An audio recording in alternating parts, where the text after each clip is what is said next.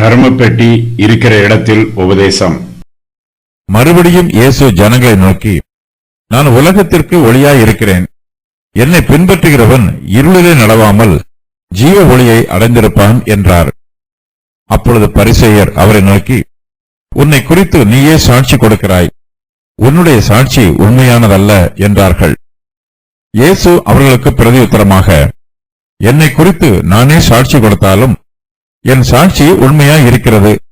ஏனெனில் நான் எங்கே இருந்து வந்தேன் என்றும் எங்கே போகிறேன் என்றும் அறிந்திருக்கிறேன். நீங்களோ நான் எங்கே இருந்து வருகிறேன் என்றும் எங்கே போகிறேன் என்றும் அறியீர்கள்.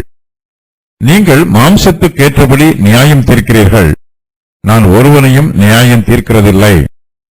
நான் நியாயம் தீர்த்தால் என் தீர்ப்பு சத்தியத்தின்படி இருக்கும். ஏனெனில் நான் தனித்திருக்கவில்லை, நானும் என்னை அனுப்பின பிதாவுமாக இருக்கிறோம். 2 பேருடைய சாட்சி உண்மை என்று உங்கள் நியாயப்பிரமாணத்திலும் எழுதியிருக்கிறதே. நான் என்னை குறித்து சாட்சி கொடுக்கிறவனாய் இருக்கிறேன், என்னை அனுப்பின பிதாவும் என்னை குறித்து சாட்சி கொடுக்கிறார் என்றார். அப்பொழுது அவர்கள், உம்முடைய பிதா எங்கே என்றார்கள். இயேசு பிரதியுத்தரமாக, என்னையும் அறியீர்கள், என் பிதாவையும் அறியீர்கள். நீங்கள் என்னை அறிந்தீர்களானால் என் பிதாவையும் அறிவீர்கள் என்றார். தேவாலயத்திலே இயேசு உபதேசம் பண்ணுகிற போது தர்மப்பெட்டி இருக்கும் இடத்தில் இந்த வசனங்களை சொன்னார். அவருடைய வேலை இன்னும் வராதபடியினால் ஒருவனும் அவரை பிடிக்கவில்லை. நான் உலகத்திற்கு ஒளியாயிருக்கிறேன். மறுபடியும் இயேசு ஜனங்களை நோக்கி, நான் உலகத்திற்கு ஒளியாயிருக்கிறேன். என்னை பின்பற்றுகிறவன் இருளிலே நடவாமல் ஜீவ ஒளியை அடைந்திருப்பான் என்றார். இயேசு கிறிஸ்துவின் உபதேசத்தை பரிசேயர்கள் அங்கீகரிக்கவில்லை. அவரோடு விவாதம் பண்ணுகிறார்கள். இருதயத்தில் பெருமை உள்ளவர்களாக தங்களுக்கு எல்லாம் தெரியும் என்னும் ஆணவத்தோடு பரிசேயர்கள் இயேசு கிறிஸ்துவிடம் தர்க்கம் பண்ணுகிறார்கள். சுவிசேஷத்தின் மிகவும் முக்கியமான உபதேசத்தை இயேசு கிறிஸ்து இங்கு வெளிப்படுத்துகிறார். இயேசு கிறிஸ்து இந்த உலகத்திற்கு வெளியாக இருக்கிறார் என்பதே சுவிசேஷத்தின் பிரதான தத்துவம். இயேசு கிறிஸ்து மறுபடியும் ஜனங்களிடம் பேசுகிறார். அவருடைய உபதேசத்திற்கு ஜனங்கள் தங்களுடைய செவிகளை அடைத்துக் கொள்கிறார்கள். ஆனாலும் இயேசு கிறிஸ்து அவர்களிடத்தில் தம்முடைய கிருபையுள்ள உபதேசத்தை தொடர்ந்து கூறுகிறார். இயேசுவின் உபதேசத்தை கேட்பதற்கு ஜனங்கள் பிரியமில்லாமல் இருந்தாலும் அவர்களோடு இயேசு கிறிஸ்து தொடர்ந்து உபதேசம் பண்ணுவது அவருடைய ஆத்தும பாரத்தை வெளிப்படுத்துகிறது. நான் உலகத்திற்கு ஒளியாய் இருக்கிறேன் என்று இயேசு அவர்களிடத்தில் கூறுகிறார். இயேசு கிறிஸ்து பிறந்தபோது சிமியோன் தேவாலயத்திலே இயேசு பாலகனை தம்முடைய கைகளில் ஏந்தி கொண்டு தேவனை ஸ்தோத்திரித்து இயேசு கிறிஸ்துவை புறஜாதிகளுக்கு பிரகாசிக்கிற ஒளியாக விவரித்து கூறுகிறார். மேசியா வரும்போது அவர் புறஜாதிகளுக்கு பிரகாசிக்கிற ஒளியாக இருப்பார் என்று பரிசுத்தவான்கள் எதிர்பார்த்தார்கள். இயேசு கிறிஸ்துவோ புறஜாதியாருக்கு மாத்திரமல்ல, அகில உலகத்தில் உள்ள ஜனங்களுக்கும் ஒளியாக இருக்கிறார். இந்த உலகத்தில் சூரியனை பிரத்யட்சமாக காணப்படுகிற ஒளியாக இருக்கிறது. சூரியன் முழு உலகத்திற்கும் வெளிச்சத்தை கொடுக்கிறது. அதுபோலவே இயேசு கிறிஸ்துவும் முழு உலகத்திற்கும் வெளிச்சத்தை கொடுக்கிறார். இந்த உலகம் முழுவதற்கும் இயேசு கிறிஸ்துவின் வெளிச்சம் மாத்திரமே போதுமானது. வேறு வெளிச்சம் எதுவும் தேவையில்லை. சூரியன் வெளிச்சம் கொடுக்கவில்லை என்றால் இந்த உலகம் எப்படி இருளில் இருக்குமோ அதுபோலவே இயேசு கிறிஸ்துவின் வெளிச்சம் நமக்கு கிடைக்கவில்லை என்றால் நாமும் இருளில் இருப்போம். இயேசு கிறிஸ்துவின் மூலமாகவே இந்த உலகத்திற்கு வெளிச்சம் உண்டாயிற்று.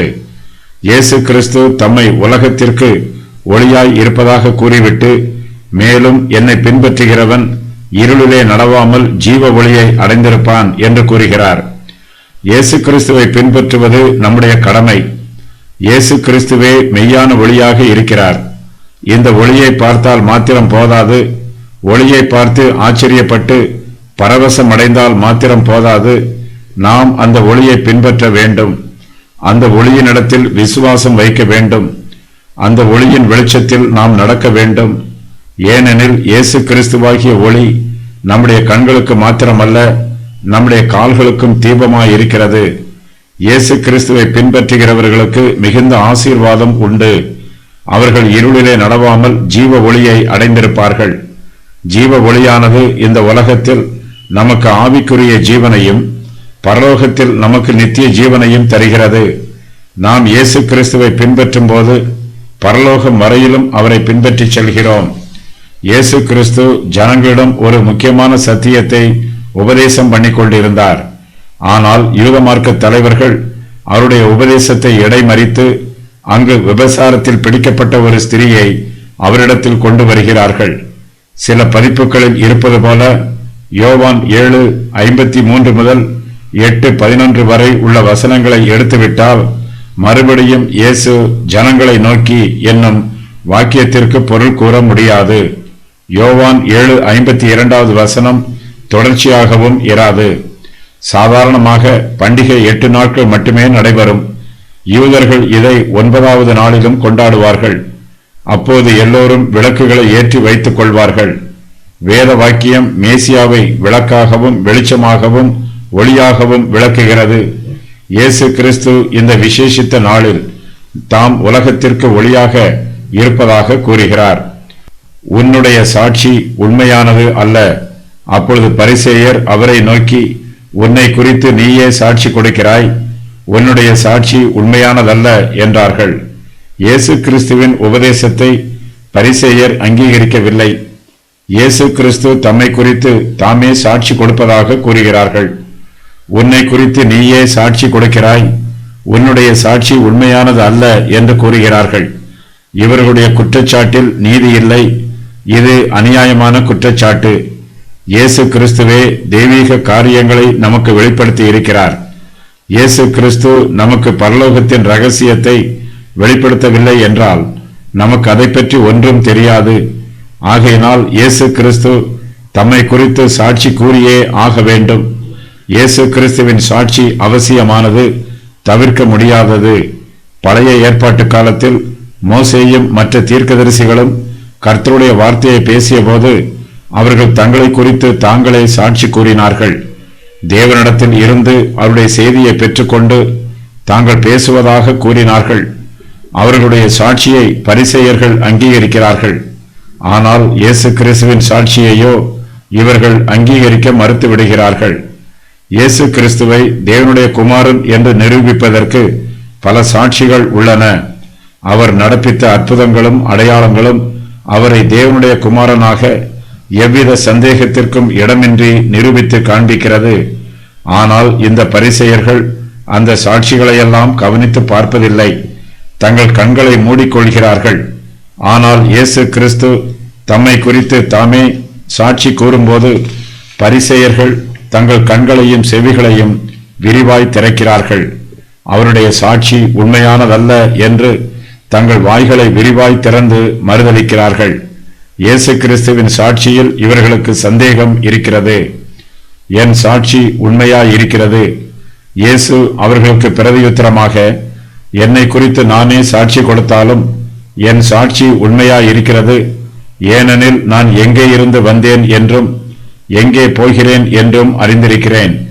நீங்களோ நான் எங்கே இருந்து வருகிறேன் என்றும் எங்கே போகிறேன் என்றும் அறியீர்கள். இயேசு கிறிஸ்து பரிசேயரின் மறுப்புக்கு பதில் கூறுகிறார். இயேசு கிறிஸ்துவே இந்த உலகத்திற்கு ஒளியாக இருக்கிறவர். ஒளிக்கு யாரும் சாட்சி கொடுக்க வேண்டிய அவசியமில்லை. ஒளி தனக்குத்தானே சாட்சியாக இருக்கும். தம்மை பற்றி தாம் கூறும் சாட்சியை நிரூபிப்பதற்கு இயேசு கிறிஸ்து 3 காரியங்களை இங்கு குறிப்பிடுகிறார்.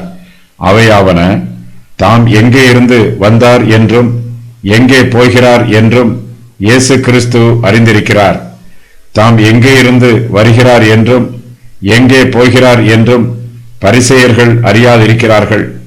இயேசு கிறிஸ்து தனித்திருக்காமல் அவரும் அவரை அனுப்பின பிதாவுமாக இருக்கிறார்கள். இயேசு கிறிஸ்துவின் சாட்சி மெய்யானது. தம்முடைய அதிகாரத்தை குறித்து இயேசு கிறிஸ்து அறிந்து வைத்திருக்கிறார். எந்த காரியத்தையும் அவர் நிச்சயமில்லாமல் பேச மாட்டார். அவர் சர்வ ஞானம் உள்ளவர். தாம் எங்கே இருந்து வந்தார் என்றும் தாம் எங்கே போகிறார் என்றும் இயேசு கிறிஸ்து அறிந்திருக்கிறார். தாம் பிதாவினிடத்தில் இருந்து வந்திருப்பதையும் அவரிடத்திற்கு போவதையும் இயேசு கிறிஸ்து அறிந்திருக்கிறார். இயேசு கிறிஸ்து மகிமையில் இருந்து வந்திருக்கிறவர். மறுபடியும் அந்த மகிமைக்கு போகப் போகிறவர். இயேசு கிறிஸ்துவை நியாயம் தீர்க்கிறவர்கள் உண்மையற்றவர்களாக இருக்கிறார்கள்.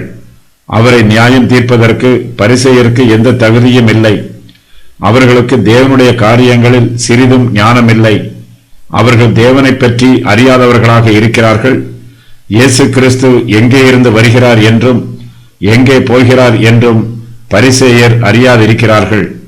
இயேசு கிறிஸ்துவை பற்றி அறியாதவர்களினால் அவரை நியாயம் தீர்க்க முடியாது.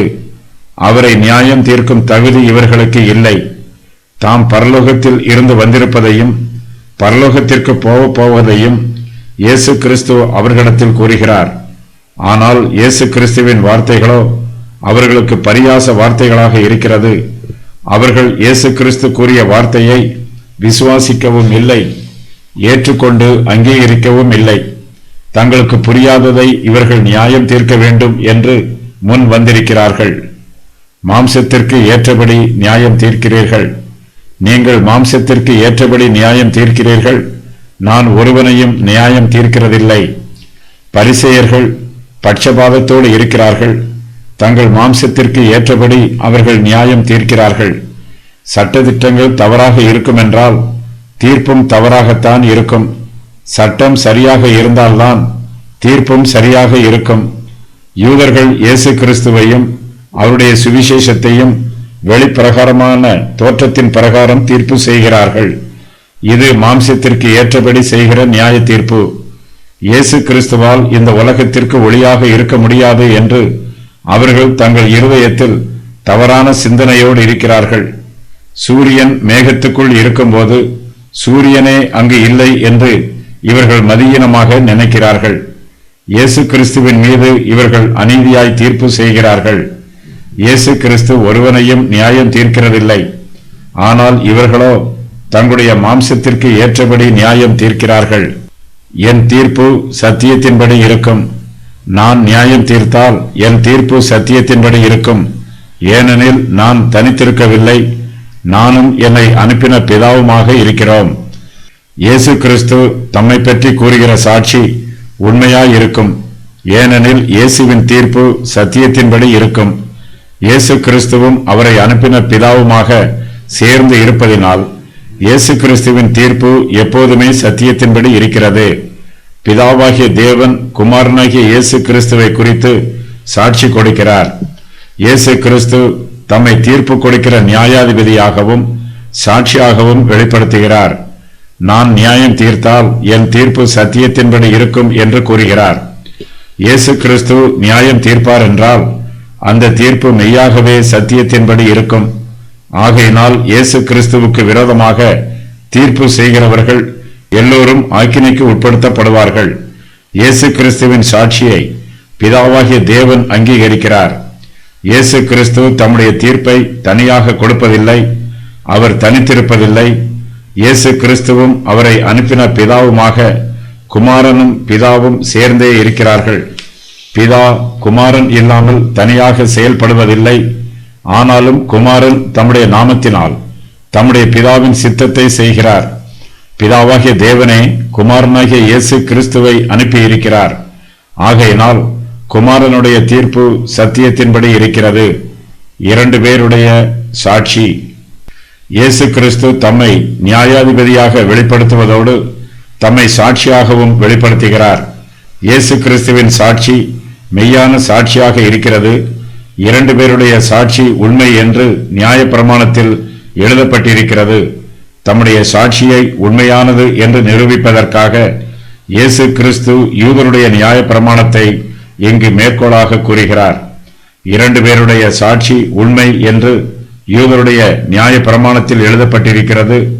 ஏதாவது ஒரு காரியத்தை குறித்து 2 சாட்சிகள் முரண்படாமல் இசைவாக சாட்சி கொடுத்தால் அந்த காரியம் மெய்யானது என்று ஏற்றுக்கொள்ள வேண்டும் என்பதாக யூதருடைய நியாயப்பிரமாணத்தில் எழுதப்பட்டிருக்கிறது.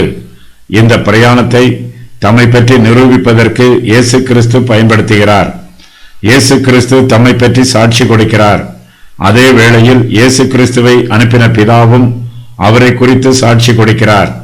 2 பேருமே இசைவாக சாட்சி கொடுக்கிறார்கள். இருவருமே தேவத்துவம் உடையவர்கள். சில சமயங்களில் 2 மனுஷர்கள் ஒரு காரியத்தை குறித்து சாட்சி கூறலாம். 2 சாட்சிகளும் முரண்படாமல் ஒன்று போல் போகலாம். ஆனாலும் இவ்விரண்டு பேருடைய சாட்சியிலும் உண்மையில்லாமல் போவதற்கும் வாய்ப்புள்ளது. 2 சாட்சிகளும் உண்மைக்கு சாட்சி கூறுவதற்கு பதிலாக பொய்க்கு சாட்சி கூறி வஞ்சிக்கலாம். ஆகையினால் மனுஷருடைய சாட்சியை மெய்யான சாட்சி என்று நாம் அங்கீகரிக்க முடியாது. இயேசு கிறிஸ்துவை பற்றி சாட்சி கூறுவது சாதாரண மனுஷன் அல்ல, தேவகுமாரனாகிய இயேசு கிறிஸ்து தாமே தம்மை பற்றி சாட்சி கூறுகிறார். இயேசு தம்மை பற்றி கூறிய சாட்சியை அவரை அனுப்பின பிதாவும் அவரை குறித்து முரண்படாமலும் அதுபோலவே சாட்சி கூறுகிறார். பிதாவின் சாட்சி குமாரனுடைய சாட்சிக்கு ஆதரவாக இருக்கிறது. இந்த சாட்சி மனுஷருடைய வார்த்தை அல்ல, இது தேவனுடைய வார்த்தை. ஆகவே இயேசு கிறிஸ்து தம்மை குறித்து கூறிய தீர்ப்பு சத்தியத்தின்படியே இருக்கிறது. உம்முடைய பிதா எங்கே? அப்பொழுது அவர்கள் உம்முடைய பிதா எங்கே என்றார்கள். இயேசு பிரதியுத்தரமாக, என்னையும் அறியீர்கள், என் பிதாவையும் அறியீர்கள். நீங்கள் என்னை அறிந்தீர்களானால் என் பிதாவையும் அறிவீர்கள் என்றார். பரிசேயருடைய வாய் கட்டவிழ்க்கப்பட்டிருக்கிறது. ஆகையினால் இவர்கள் உண்மைக்கு புறம்பாக தாறுமாறாக பேசுகிறார்கள். இவர்களுடைய வார்த்தையில் கட்டுப்பாடு எதுவும் இல்லை. இயேசு கிறிஸ்துவோடு தொடர்ந்து விவாதம் பண்ணுகிறார்கள். உம்முடைய பிதா எங்கே என்று அவரிடத்தில் கேட்கிறார்கள். இயேசு கிறிஸ்து தம்முடைய பிதாவை பற்றி கூறுவது பிதாவாகிய தேவனை பற்றித்தான் என்பதை பரிசேயர்கள் எளிதாக புரிந்து கொள்ளலாம். ஆனாலும் இயேசு கிறிஸ்துவின் வார்த்தையை இவர்கள் புரியாதவர்கள் போல நடிக்கிறார்கள். தேவகுமாரனாகிய இயேசு கிறிஸ்துவை சாதாரண மனுஷனாக நினைக்கிறார்கள். தம்மை குறித்து பிதாவாகிய தேவன் சாட்சி கொடுப்பதாக இயேசு கிறிஸ்து கூறுகிறார். அந்த சாட்சி எங்கே இருக்கிறார் என்றும் அவரை இங்கு அழைத்து வர வேண்டும் என்றும் பரிசேயர் இயேசு கிறிஸ்துவிடம் விவாதம் பண்ணுகிறார்கள். ஆகையினால் தான் இயேசு கிறிஸ்து இவர்களை பார்த்து, நீங்கள் மாம்சத்திற்கு ஏற்றபடி நியாயம் தீர்க்கிறீர்கள் என்று கூறுகிறார். இயேசு கிறிஸ்து பரிசேயரின் விவாதத்திற்கு தொடர்ந்து பிரதியுத்தரம் கூறுகிறார். அவர்களுடைய அறியாமையை அவர்களுக்கு விளக்கி காண்பிக்கிறார். என்னையும் அறியீர்கள், என் பிதாவையும் அறியீர்கள் என்று அவர்களுடைய அறியாமையை பற்றி பேசுகிறார். தேவனுடைய தெய்வீக காரியங்களை அறிந்து கொள்ள முடியாதவர்களிடத்தில் அதை பற்றி பேசி ஒரு பிரயோஜனமும் இல்லை. குருடர்களிடம் பல்வேறு நிறங்களை பற்றி பேசினால் அவர்களால் புரிந்து கொள்ள முடியாது. அதுபோலவே பரிசேயராலும் தேவனுடைய சத்தியத்தை புரிந்து கொள்ள முடியாது. பரிசேயர்கள் தேவனை பற்றி அறியாமல் இருக்கிறார்கள். அவர்கள் இயேசு கிறிஸ்துவின் பிதாவை அறியார்கள். அவர்களுடைய கண்கள் இருளடைந்திருக்கிறது. தேவனுடைய மகிமை இயேசு கிறிஸ்துவின் முகத்தில் பிரகாசிப்பதை அவர்களால் காண முடியவில்லை. அவர்களால் ஒளியை காண முடியவில்லை. கர்த்தருடைய பிள்ளைகளாகிய நம்மால் பிதாவாகிய தேவனை அறிந்து கொள்ள முடிகிறது. ஆனால் யூத மார்க்கத்தின் தலைவர்களான பரிசேயராலோ பிதாவாகிய தேவனை அறிந்து கொள்ள முடியவில்லை. ஏனெனில் அவர்கள் இயேசு கிறிஸ்துவை தேவனுடைய குமாரன் என்றும் பிதாவாகிய தேவனே தம்முடைய குமாரனாகிய இயேசு கிறிஸ்துவை இந்த பூமிக்கு அனுப்பினார் என்றும் அறியாதிருக்கிறார்கள். பரிசேயர்கள் தேவனை அறியாமல் இருப்பதற்கான மெய்யான காரணத்தை இயேசு கிறிஸ்து இங்கு வெளிப்படுத்துகிறார். நீங்கள் என்னை அறிந்தீர்களானால் என் பிதாவையும் அறிவீர்கள் என்று இயேசு கிறிஸ்து அவர்களிடத்தில் கூறுகிறார். ஜனங்கள் தேவனை பற்றி அறியாதிருக்கிறார்கள் என்றால் அதற்கு ஒரே காரணம் அவர்கள் இயேசு கிறிஸ்துவை அறியாமல் இருப்பதே. நாம் இயேசு கிறிஸ்துவை அறியும் போது அவரை அனுப்பின பிதாவையும் அறிந்து கொள்கிறோம். நாம் இயேசு கிறிஸ்துவை இன்னும் அதிகமாக அறிந்து கொள்ளும் போது அவரை அனுப்பின பிதாவாகிய தேவனை இன்னும் அதிகமாக அறிந்து கொள்வோம். யூத மார்க்க தலைவர்களுக்கு இயேசு கிறிஸ்துவை பற்றி தெரியவில்லை. பிதா ஒருவனை இழுத்துக் கொள்ளாவிட்டால் அவனால் குமாரனிடத்தில் வர முடியாது. நித்திய ஜீவன் என்பது குமாரனையும் அறிய வேண்டும், அவரை அனுப்பிய பிதாவையும் அறிய வேண்டும். அவருடைய வேளை இன்னும் வராதபடியினால் தேவாலயத்திலே இயேசு உபதேசம் பண்ணுகிற போது தருமப்பெட்டி இருக்கும் இடத்தில் இந்த வசனங்களை சொன்னார். அவருடைய வேளை இன்னும் வராதபடியினால் ஒருவனும் அவரை பிடிக்கவில்லை. பரிசேயரின் நாவு கட்டவிழ்க்கப்பட்டிருக்கிறது, ஆனால் அவருடைய கைகளோ கட்டப்பட்டிருக்கிறது. இயேசு கிறிஸ்து இந்த உபதேசத்தை தேவாலயத்திலே தருமப்பெட்டி இருக்கிற இடத்திலே சொல்லுகிறார். பிரதான ஆசாரியரும் வேதபாரகரும் பரிசேயரும் தேவாலயத்திற்கு அதிகாரிகளாக இருக்கிறார்கள். பிரதான ஆசாரியர்களுடைய சேவகர்கள் ஏராளமானோர் தேவாலயத்தில் பணிபுரிகிறார்கள். ஆசாரியர்கள் நினைத்திருந்தால் சேவகருடைய துணையோடு இயேசு கிறிஸ்துவை எளிதாக கைது பண்ணி இருக்கலாம், அல்லது இயேசுவுக்கு விரோதமாக ஜனங்களை தூண்டிவிட்டு தேவாலயத்திற்கு உள்ளேயே ஒரு கலகத்தை உண்டு பண்ணலாம். தங்களுடைய அதிகாரத்தை பயன்படுத்தி இயேசு கிறிஸ்துவை மேலும் பேச விடாமல் வாயடைக்க செய்யலாம். ஆனால் அவர்களால் இயேசு கிறிஸ்துவை ஒன்றும் செய்ய முடியவில்லை. இயேசு கிறிஸ்து தேவாலயத்தில் இருக்கிற போதிலும், அதிலும் விசேஷமாக தேவாலயத்தின் மைய பகுதியான தர்மப்பெட்டி இருக்கிற இடத்தில் இருக்கிற போதிலும் அவர்களால் இயேசுவை பிடிக்க முடியவில்லை. இயேசு கிறிஸ்து அவர்களுக்கு அருகாமையில் இருக்கிற போதிலும் இயேசுவின் மீது ஒருவனாலும் கைபோட முடியவில்லை. ஏனெனில் இயேசு கிறிஸ்துவின் வேலை இன்னும் வரவில்லை. தேவனுடைய தெய்வீக வல்லமை இயேசு கிறிஸ்துவை சுற்றிலும் வேலி அடைத்து பாதுகாக்கிறது. இந்த தெய்வீக பாதுகாப்பை பரிசேயர்களால் காண முடியவில்லை. தம்முடைய ஊழியக்காரர்களுக்கு பிரச்சனைகள் வரும்போது தேவன் தம்முடைய பிள்ளைகளை தம்முடைய இரத்த கோட்டைக்குள் வேலி அடைத்து பாதுகாத்து பராமரிக்கிறார். நாம் தேவனுடைய சமூகத்தில் இருக்கும்போது நமக்கு தெய்வீக பாதுகாப்பு உண்டு. இயேசு கிறிஸ்துவின் வேலை இன்னும் வராதபடியினால் ஒருவனும் அவரை பிடிக்கவில்லை. இந்த வாக்கியம் சுவிசேஷங்களில் பலமுறை எழுதப்பட்டிருக்கிறது. நம்முடைய பிறப்பின் வேளையும் மரணத்தின் வேளையும் தேவனுடைய பலத்த கரத்தில்தான் இருக்கிறது. நாம் இந்த உலகத்தை விட்டு பிரிந்து போகப் போவது தேவனுடைய தெய்வீக ஆலோசனையின் பிரகாரமாக அவருக்கு சித்தமான வேளையில் நடைபெறும். நம் ஒவ்வொருவருக்குமே மரணம் நியமிக்கப்பட்டிருக்கிறது. நம்முடைய மரண நாள் நம்மை நெருங்கிக் கொண்டிருக்கிறது. நம்முடைய வேலை தேவனுடைய கரத்தில் உள்ளது. இது நம்முடைய சொந்த கரத்தில் இல்லாமல் தேவனுடைய கரத்தில் இருப்பதே நமக்கு நல்ல பாதுகாப்பு.